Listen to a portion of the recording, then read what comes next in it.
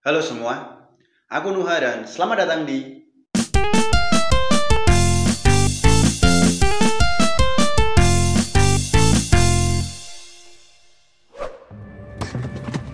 Dia akan tahu kita di sini. Bapak kamu tuh bisa ngelakuin apa aja untuk menemukan kita. Biasanya Riri Riza itu selalu hadir dengan film-film yang bisa dibilang menghangatkan jiwa, menghangatkan hati, terus kadang-kadang juga ada romance serta menginspirasi. Namun, tidak di film terbarunya ini. Di film terbarunya ini, Riri Riza berani keluar dari zona nyamannya dengan mengangkat sebuah film dengan tema thriller yang ia beri judul Paranoia. Nah, Paranoia ini sendiri dibintangi oleh Lukman Sardi yang berperan sebagai Gion. Lalu ada Nirina Zubir yang berperan sebagai Dina. Selanjutnya ada Kathleen North Lewis sebagai si Laura. Dan ada Nicholas Saputra yang berperan sebagai Mas Raka. Nah, menurutku pribadi, film ini tuh memiliki pace yang bisa dibilang sangat lamban. Kenapa sangat lamban? Karena dalam 1 jam pertama aku menyaksikan film ini, aku tuh merasa bosan dan merasa ngantuk. Ya gimana nggak bosan nggak ngantuk? Sebenarnya kan ini film thriller. Cuman entah mengapa di 1 jam pertama itu kita malah lebih sering ditampilkan dengan yang namanya drama. Drama yang terjadi di sini adalah drama antara interaksi ibu dan anak yang bernama Dina dan Laura ini. Seperti yang kita tahu, si Dina dan Laura ini menghindari ayahnya atau suami dari si Dina. Ya gimana mereka nggak lari dan dihindarin ya? Kan sumber ketakutan dari si istri atau si Dina ini adalah Gion, yang mana Gion itu melakukan penyiksaan pada si Dina. Hingga pada akhirnya si Dina ini kepengen kalau anaknya itu juga benci terhadap bapaknya. Karena si Dina tahu bapaknya itu bukan orang baik. Tapi si Laura yang merupakan anaknya itu tuh tetap kepengen untuk mencintai bapaknya. Sehingga terjadilah konflik antara ibu dan anak ini yang pada akhirnya ini merupakan poin interest dari drama yang diciptakan oleh ibu dan anak ini. Nah, dengan adanya hal itu, menurutku pribadi, pembagian antara drama dan thriller pada film ini itu sebesar 70-30. Ya, meskipun film ini film thriller, tapi menurutku pribadi, thriller dalam film itu sangat-sangat kurang. Ya, meskipun tetap masih bisa membuat jantung kita berdebar sih. Tapi, di thriller ini, di bagian thriller ini ya, menurutku tuh endingnya tuh, kayak kentang banget gitu dan anti klimaks. Tapi itu juga merupakan ending yang pas untuk menutup film ini. Nah, kenapa aku bisa bilang thriller di sini itu cukup minim? Ya karena thriller yang kurasakan tuh cuman ketika sang suami sedang melakukan pengejaran terhadap istrinya. Yang mana itu tuh hanya ada di sepertiga dari total film ini. Sisanya 2/3-nya itu lebih berfokus tentang bagaimana development karakter si Dina yang merupakan ibu yang paranoid disebabkan karena KDRT, terus Laura yang merupakan anak yang rebel tapi sayang ibunya, serta tentang kemunculan dari Om Raka. Lalu, kenapa aku bisa bilang thriller ini punya ending yang nggak teli?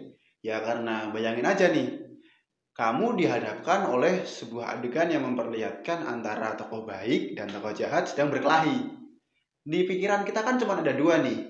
Tokoh jahatnya kalah karena dibunuh, atau tokoh jahatnya dibikin bonyok hingga akhirnya ditangkap polisi.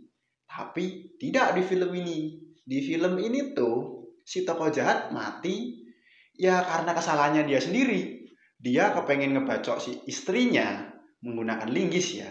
Pas dia bacok, set gitu kan. Itu tuh ada tiang. Nah, si linggis itu malah nyantol ke tiangnya. Dan ketika dia tarik, dia malah jatuh ke jurang.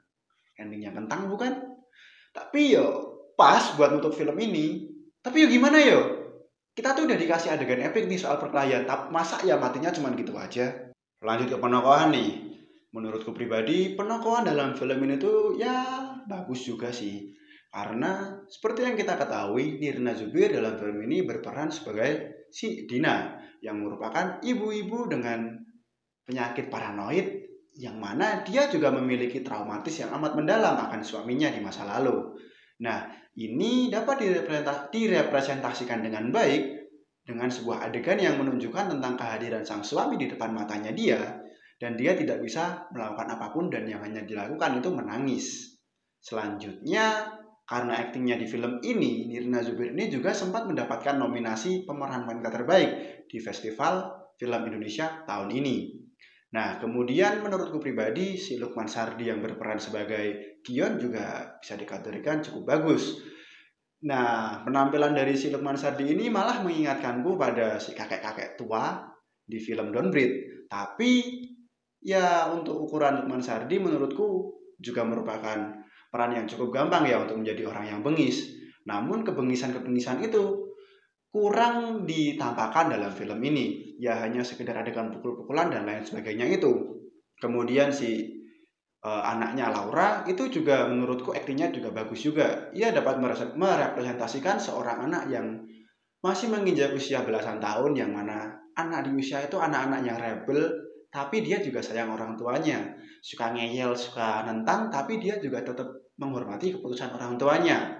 Serta ada Om Raka yang diperankan oleh Nicholas Saputra, yang menurutku meskipun aktingnya bagus, tapi kayak kemunculan dari Mas Raka ini kayak kurang gimana gitu loh. Kayak tiba-tiba dia muncul tuh di pantai dan lain sebagainya. Kayak nggak ada background dari story-nya yang jelas. Jadi kayak orang yang tiba-tiba muncul, tiba-tiba ngilang, tiba-tiba muncul, tiba-tiba ngilang, kayak gitu aja.